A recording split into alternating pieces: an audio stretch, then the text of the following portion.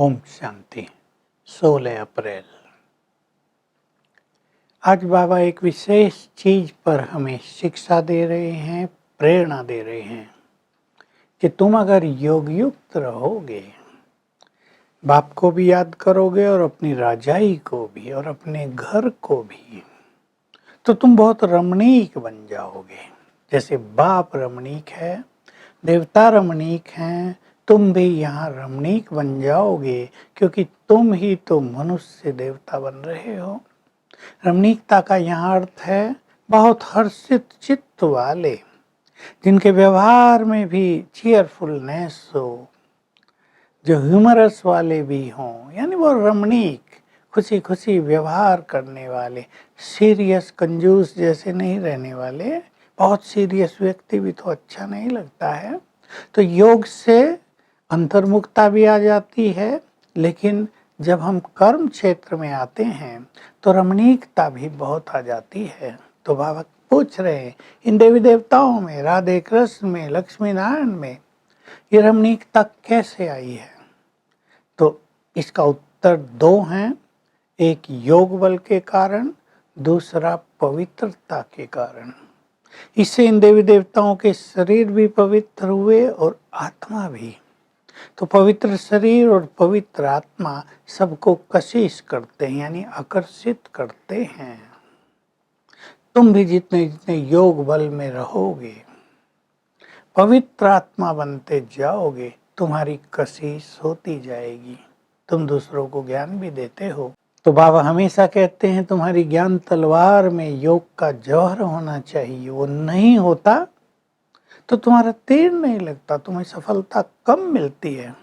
बाबा अपना उदाहरण दे रहे, देखो जैसे ब्रह्मा, मान लो खेल रहा है बच्चों के साथ और कोई आ जाता है तो झट से उसे ज्ञान देंगे, दृष्टि देंगे। वो वहाँ का वहीं साइलेंस में खड़ा हो जाएगा, कुछ बोल ही नहीं सकेगा, क्योंकि इसके अंदर योग की ताकत बहुत है। तुम्हारे अंदर भी योग की ताकत होनी चाहिए। कोई भी आए, ऐसी दृष्टि दो, ऐसा योग बल हो, उसमें स्थित होकर कहो, हम तुम्हें श्रीमत बताते हैं कि उससे कैसे विश्व की बादशाही मिल सकती है। तो तुम्हारा तीर लगेगा बहुत अच्छा। तो परिवारों में भी, सेवाओं में भी ये दो ही चीजें बहुत इम्पोर्टेंट हैं, योग बल और प्योरिटी। इससे हमारा व्यवहार बहुत रॉयल हो जाता है, सुखदायी हो जाता है। अगर ऐसा नहीं है तो सेवाओं के फील्ड में टकराव होगा, मनमुटाव होगा। एक कहेगा मेरी बात मानो, दूसरा कहेगा हम क्यों माने। एक कहेगा श्रीमत है, दूसरा कहेगा तुम्हारी मत श्रीमत थोड़ा ही है, वो तो मुरलियों की मत श्रीमत है। टकराव होगा। इसलिए इस कशिश को बढ़ाने के लिए हमें प्योरिटी को बढ़ाना है, योग बल को बढ़ाना है। तब संसार की आत्माएं आकर्षित होकर हमारे पास आएंगी, यानी बाबा के पास आएंगी। घरों में भी इस चीज का ध्यान दें। आपके घरों में आपके सभी बच्चे, या आपके ऑफिस में आपके डिपार्टमेंट के सभी लोग आपकी ओर आकर्षित होते रहेंगे। यह आकर्षण रूहानी आकर्षण होगा, यह आकर्षण दैहिक आकर्षण नहीं होगा। आप उनको प्रिय लगेंगे, उनके मन में आपके लिए सम्मान होगा।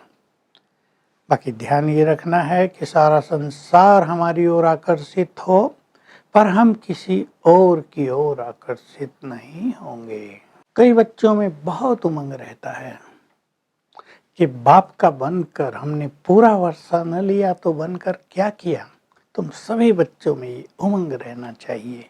भगवान के पास आ गए हैं, उसके बन गए हैं, तो उससे संपूर्ण वर्षा लेना है और प्योरिटी और योग का जौहर अपने अंदर पूरी तरह से भर लेना है। तब तुम्हारा उच्च पद हो जाएगा। इस नशे में, उमंग में रहने वाले, भले ही तुम साधारण रूप में रहते हो, बिल्कुल सिंपल तुम्हारी ड्रेस आदि है, लेकिन अगर तुम इस ईश्वरीय नशे में रहते हो तो तुम्हारा प्रभाव दूसरों पर बहुत ज्यादा पड़ेगा। बाबा कह रहे हैं तुम वनवाह में हो। वनवाह कहते हैं, सिंधी शब्द है, शादी से पहले लड़की सीधी सादी सी रहती है ना, जैसे फटे से कपड़े पहन लेती है पुराने, उस काल को वनवाह कहते हैं। तो बाबा कहते हैं तुम वनवाह में हो, यानी अब रजाई में जाने वाले हो स्वर्ग में, उससे पहले ये संगम युग का पीरियड तुम्हारा वनवाह का पीरियड है। इसमें तुम राज ऋषि हो, त्यागी तपस्वी हो, बाबा बहुत नशा चढ़ा रहे हैं। तुम वैरागी हो, तुम्हारी बुद्धि संसार में कहीं भी भटकनी नहीं चाहिए, तब तुम्हारे अंदर बहुत कशिश हो जाएगी। तुम संपूर्ण त्यागी हो, विकारों के भी त्यागी, और वैभवों के प्रति जो आकर्षण होता है या कर्मेंद्रियों का जो रस होता है उसके भी तुम त्यागी हो, क्योंकि अगर वो सब रहता है तो हम योगी नहीं बन सकते। बाबा तो हमको ऋषि बनाना चाहते हैं, ताकि इस योग बल से हम विश्व पर राज्य स्थापित कर सकें और विश्व की बादशाही प्राप्त कर सकें। तो हमें अपने को चेक करना है, हम त्यागी हैं? क्या हम अपने को राज ऋषि कह सकते हैं? हम बहुत प्योर हैं, ताकि हमारी प्योरिटी प्रकृति को भी पावन करे और हमारी प्योरिटी देवकुल की आत्माओं को आकर्षित करके बाबा के पास ले आए। तो प्योरिटी पर बहुत ध्यान देना है। आत्मिक दृष्टि बनाएंगे, देह से न्यारे अशरीरी होने का अभ्यास करेंगे, तो प्योरिटी हमारी ऑटोमेटिकली बढ़ती जाएगी। और कर्म करते हुए, कर्मेंद्रियों से काम करते हुए हमें बहुत अच्छी तरह योग युक्त होकर रहना है। तो ये एक बहुत बड़ा चमत्कार जैसा है ना, हाथ से यहाँ कर्म करें, बुद्धि योग निराकार से बाबा में लगी हो, इससे ही सारा संसार तुम्हारी ओर आकर्षित होगा। वरदान है, योग की सर्च लाइट द्वारा सेवा के स्थानों पर लाइट डालने वाले सदा विजयी रतन भव। तो हमारे मस्तक पर बाबा ने विजय का तिलक तो लगा ही दिया है। सेवाओं में हमारी विजय निश्चित है, माया पर भी हमारी विजय निश्चित है।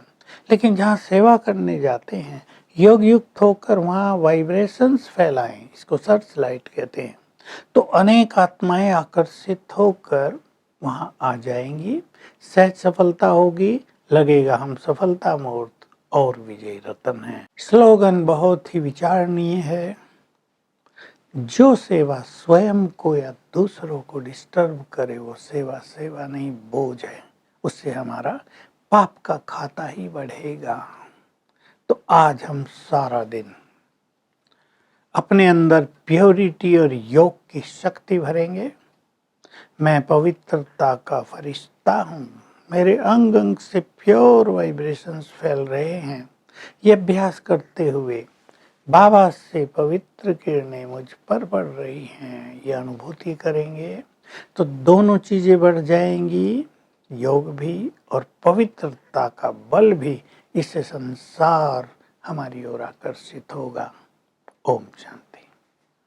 To watch Peace of Mind channel videos on YouTube, subscribe us on youtube.com/tvpeaceofmind. Just a click for a peaceful life.